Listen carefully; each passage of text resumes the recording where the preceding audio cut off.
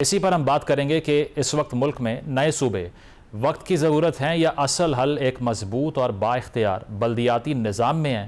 اپنی گفتگو کا آغاز کرتے ہیں۔ سابق وفاقی وزیر محمد علی درانی صاحب ہمارے ساتھ موجود ہیں، اس کے علاوہ سابق وزیر بلدیات ابراہیم مراد صاحب جوائن کر رہے ہیں۔ بہت بہت شکریہ آپ دونوں کا۔ درانی صاحب آپ سے آغاز کروں گا، یہ جو نئے انتظامی یونٹس کی بحث ہے اس کو محسن نقوی صاحب نے فارملی اب شروع کر لیا ہے، اور یہ پہلی مرتبہ ہم نہیں سن رہے، کیونکہ مجھے یاد ہے معین قریشی صاحب نے بھی ارلی نائنٹیز میں یہ کہا تھا کہ ایڈمنسٹریٹو ریفارم کے بغیر آپ سروس ڈیلیوری بہتر نہیں کر سکتے۔ پھر 98 میں بھی یہ نعرہ لگایا گیا نواز شریف صاحب کے اس وقت کے دور میں۔ تو ملٹیپل نظام پاکستان ٹرائی کر چکا ہے، بی ڈیز آپ لے لیں ایوب صاحب کی، یا پھر غیر جماعتی جو انتخابات تھے ضیاء صاحب کے انڈر، اس کے بعد میں جو لوکل باڈیز کا فریم ورک تھا مشرف صاحب کے دور میں وہ بھی ہم نے ٹرائی کر لیا، 18ویں ترمیم بھی ٹرائی کر لی، اب یہ والا نظام بھی فلاپ ہو چکا ہے۔ تو یہ ایک سنجیدہ آبجیکٹیو ایفرٹ ہے یا آپ کو لگتا ہے کہ اس کے پیچھے کوئی پولیٹیکل موٹیو ہے؟ بسم اللہ الرحمن الرحیم۔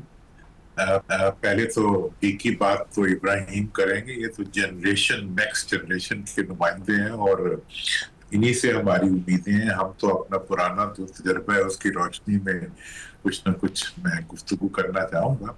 اصل میں یہ جو نظام کا معاملہ ہے، نظام تو جب سے پاکستان بنا ہے، پاکستان بنا تھا ایک جمہوری پروسیس کے ذریعے۔ اب تک جو ہے جمہوری پروسیس کو روک کے ہم نے ملک کو چلانے کی کوشش کی۔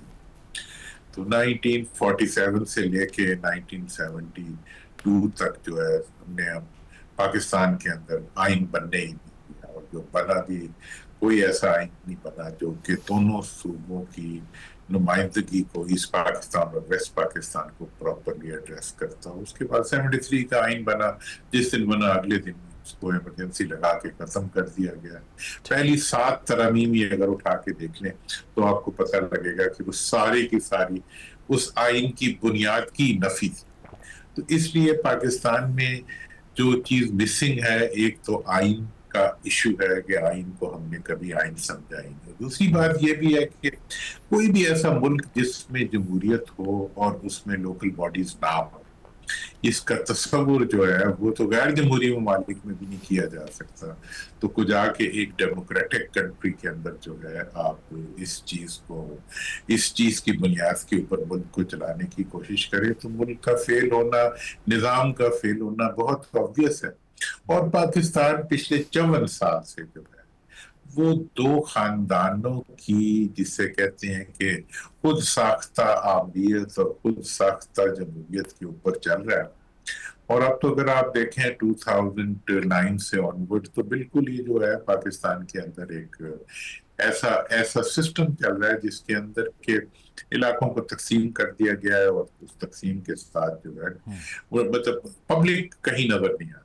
اور آپ حیران ہوں گے کہ 2009 میں جب 18th امینڈمنٹ ہوئی، اس میں جب صوبوں کا شیئر 57% کیا گیا، تو اس کے بعد سے آج تک کبھی یہ نہیں پوچھا گیا کہ وہ صوبوں کا شیئر صوبوں کی پبلک تک بھی پہنچا یا کبھی نہیں پہنچا۔ نہ کسی کو پتا ہے کہ وہ گیا کہ، اور اس کے بارے میں کوئی بھی ڈیٹا اکٹھا کر لیں تو وہ تو آپ کو پتا چلے گا۔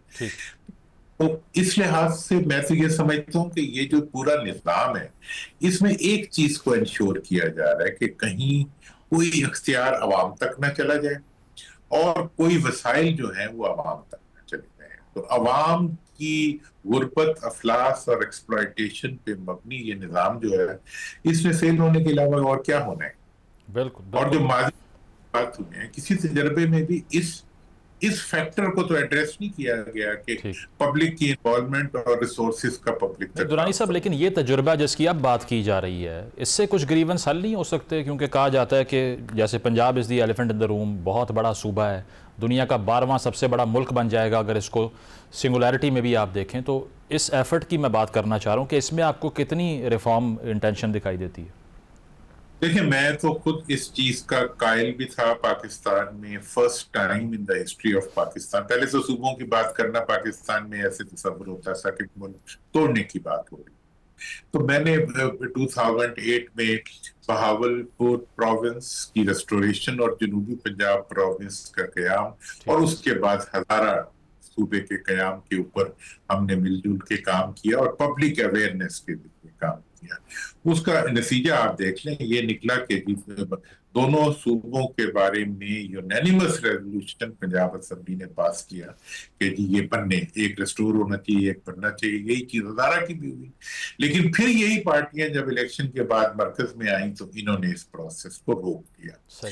तो मैं ये कहता हूं कि ये एक डिजायर्ड चीज है कि प्रोसेस, ड्यू पॉलिटिकल प्रोसेस के जरिए नए सूबों का बनना जो है वो एक वक्त की जरूरत है। आप कह रहे हैं कि इक्विटेबल जो डिस्ट्रीब्यूशन ऑफ रिसोर्स है वो नए यूनिट्स के बगैर पॉसिबल नहीं होगी, लेकिन दुरानी साहब ये जो इब्राहिम भी बात कर रहे हैं ये ऑन पेपर तो लॉजिकल नज़र आ रही है, लेकिन इसमें जो पॉलिटिकल डिस्कॉर्ड है आपको लगता है वो बढ़ेगी? नून लीग की तरफ से जो रिजर्वेशन शो की जा रही हैं, कहा यह जाता है PMLN ये फील करती है, इनसिक्योर फील करती है कि नए इंतज़ामी यूनिट्स बने तो पंजाब में हमारी जितनी प्रेजेंस है वो मज़ीद डिवाइड हो जाएगी। फिर पीपल्स पार्टी का इशू भी आपके सामने है कि कराची को फेडरल टेरिटरी बनाने की जब बात होती है तो पीपल्स पार्टी ये फील करती है कि दे आर बीइंग रॉब्ड, क्योंकि जिस शहर में सबसे ज़्यादा रेवेन्यू जनरेट होता है अगर वही उनके हाथ से निकल गया तो फिर वो किस तरह ऑपरेट करेंगे?